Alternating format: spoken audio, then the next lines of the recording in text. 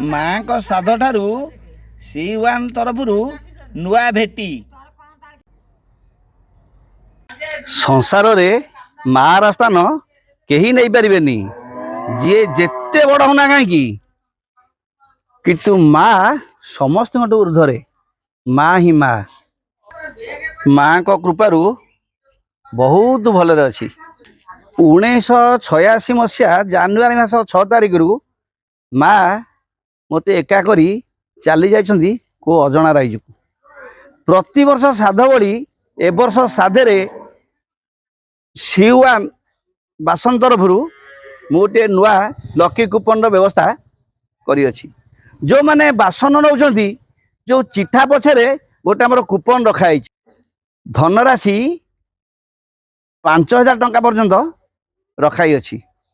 ସର୍ବସମ୍ମୁଖରେ ସେ କୁପନଟିର ଉଠାଣ କରାହେବ। ଯେଉଁ ଲୋକଙ୍କର ସେ ଉଠାଣରେ ନାଁ ଠିକଣାଟି ବାହାରିବ, ତାଙ୍କୁ ତାଙ୍କର ଜିନିଷଟି ଆସି ଏ ଜାଗାରୁ ନେଇଯିବାକୁ ଫୋନ୍ ମାଧ୍ୟମରେ କୁହାହେବ। ରହିଲି, ନମସ୍କାର।